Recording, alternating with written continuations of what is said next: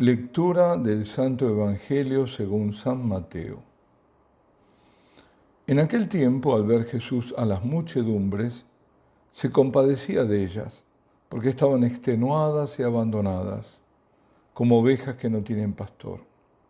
Entonces dice a sus discípulos: la mies es abundante, pero los trabajadores son pocos. Rogad, pues, al Señor de la mies que mande trabajadores a su mies. Llamó a sus 12 discípulos, les dio autoridad para expulsar espíritus inmundos y curar toda enfermedad y dolencia. Estos son los nombres de los 12 apóstoles. El primero, Simón, llamado Pedro, y Andrés, su hermano Santiago, el de Zebedeo, y Juan, su hermano, Felipe y Bartolomé, Tomás y Mateo el publicano, Santiago el de Alfeo y Tadeo, Simón el de Caná y Judas Iscariote, el que lo entregó. A estos 12 los envió Jesús con estas instrucciones: no vayáis a tierra de paganos ni entréis en las ciudades de Samaria, sino id a las ovejas descarriadas de Israel. Id y proclamad que ha llegado el reino de los cielos. Curad enfermos, resucitad muertos, limpiad leprosos, echad demonios. Gratis habéis recibido, dad gratis. Palabra del Señor.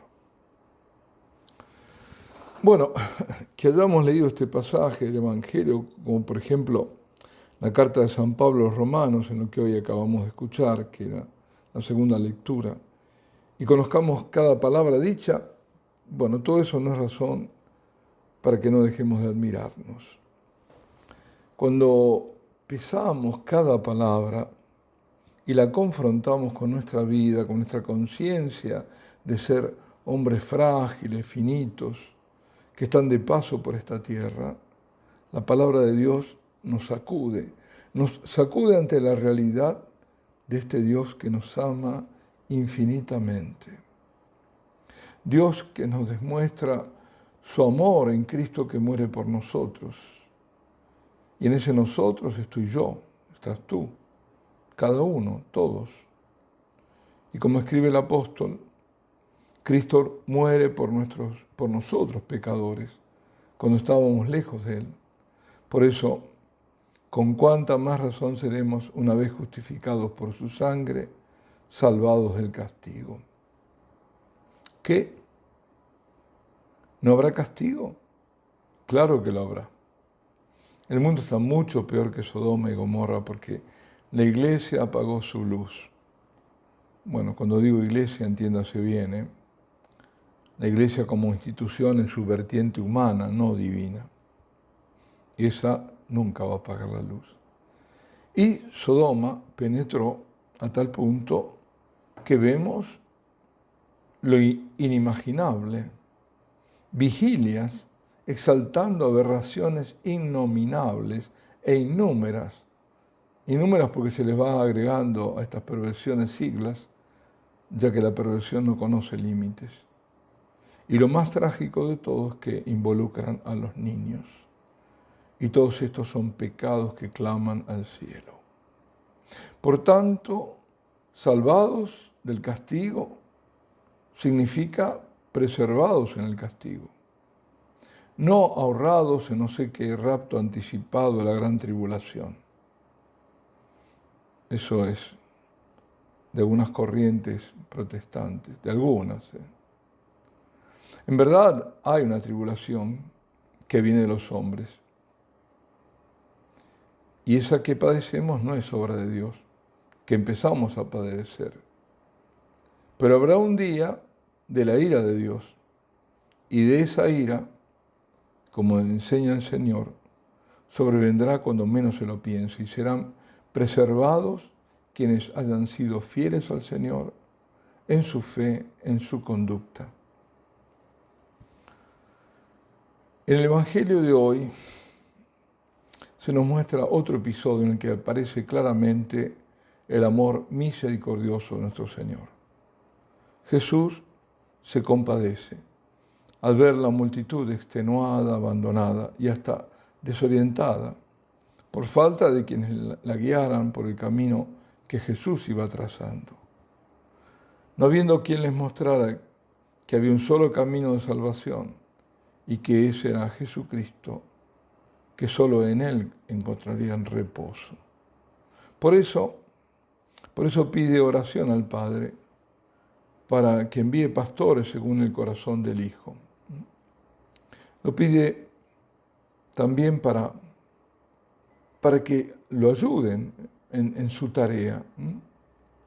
También eso, porque desea multiplicar a través de los apóstoles su obra de salvación, de curación, de liberación. Y de inmediato envía a los 12 discípulos, haciéndoles así apóstoles, con un mandato preciso. Los envía exclusivamente a las ovejas descarriadas de Israel, los que estaban caminando por caminos de perdición, y para que los cure y exorcice, incluso para que resucite a los muertos.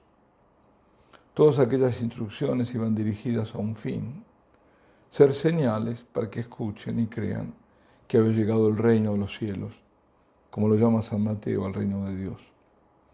Que había llegado en la persona del Cristo, de Jesús, de Nazaret, el Mesías de Israel. Podríamos decir que hoy son muchísimos los confundidos, los perdidos, los abandonados y extenuados, los desesperados y también los tibios, los indiferentes, también eso. Faltan obreros para la mies, faltan sacerdotes, buenos sacerdotes, santos sacerdotes. Faltan santos laicos comprometidos para llevar el Evangelio, para que las personas se conviertan a Dios, para que sean santificadas. Hoy el mandato no es ir solo a la casa de Israel, sino a todo el mundo. Bueno, así lo ordenó el Señor antes de ascender al cielo. Ir a todas las naciones, hasta el confín de la tierra, predicando el Evangelio a toda la creación, e ir a bautizar para que sean salvados. La salvación es para todos los que acepten a Jesús como Salvador y vivan según sus enseñanzas y mandatos. Nadie, pero nadie está excluido del reino de Dios. Solo lo están aquellos que se excluyen a sí mismos, que no aceptan al Señor y que no viven según su ley. Recordemos que en el primer momento Jesús se dirigió a las ovejas perdidas de su propio pueblo, pero que después se abrió la evangelización a los gentiles. Para ser preciso, después de Pentecostés, San Pedro, por mandato del Señor, fue cuando estaba en Jope y escuchó la voz que le decía: 3 hombres te buscan, ve con ellos, sin poner reparos, porque soy yo el que los ha enviado. Y luego hace el camino con ellos, entra en la casa del centurión Cornelio, o sea, de los gentiles, y ellos también, a través de Pedro, les llega la salvación. Otro tanto hará después San Pablo, dirigiéndose primero a las sinagogas, y cuando es rechazado a los gentiles, para que fueran, como dice en la carta a los romanos, injertados en el tronco del olivo, Israel. Y esto a causa de la incredulidad de la sinagoga. Así lo manifestó en el Concilio de Jerusalén. La diáspora lo rechazó al Señor, rechazó a San Pablo, al anuncio que traía el querigma, y él pasó a ser apóstol de los gentiles. A partir de allí no hubo diferencias entre judíos y gentiles. La iglesia sería el nuevo Israel. Y termina esta perícopa diciendo: gratis habéis recibido, dad gratis. Con tan pocas palabras el Señor dice tanto.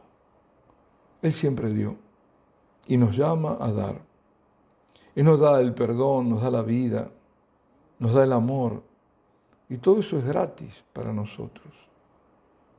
Es la gratuidad del don de Dios al que debe responder nuestra gratitud.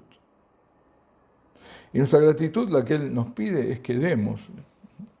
Cuando estamos contemplando su presencia en la custodia, Él no deja de darnos. Y todo lo que nos da es para que a nuestra vez no lo retengamos para nosotros, no acaparemos, sino que demos que cuanto más demos, más tendremos, porque la ley del Espíritu es contraria a la ley de la carne. Tanto que para crecer en el reino debemos hacernos pequeños.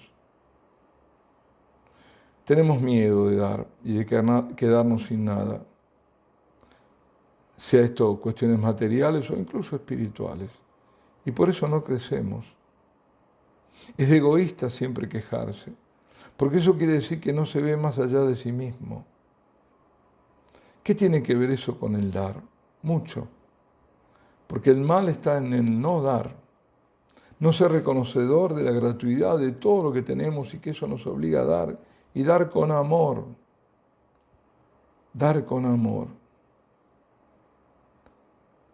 Ese dar a veces es un pedir, ¿eh?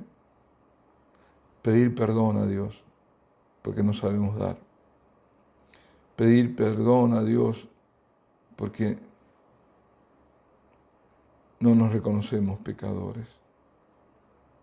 Como nos enseña nuestro Señor, ha recibido dones, grandes dones, talentos, bienes materiales, energía, pues son para darlos, para compartirlos, para que esos dones fructifiquen y tu vida sea fecunda.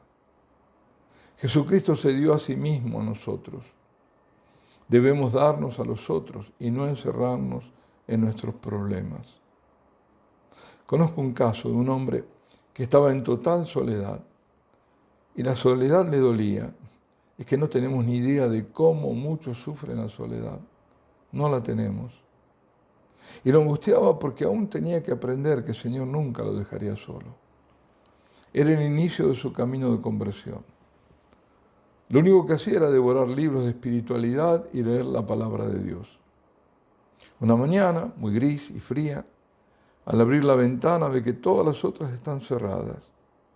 La ciudad vacía, porque era el inicio del año, justamente el primero del año, y la mayoría había partido para las pequeñas vacaciones.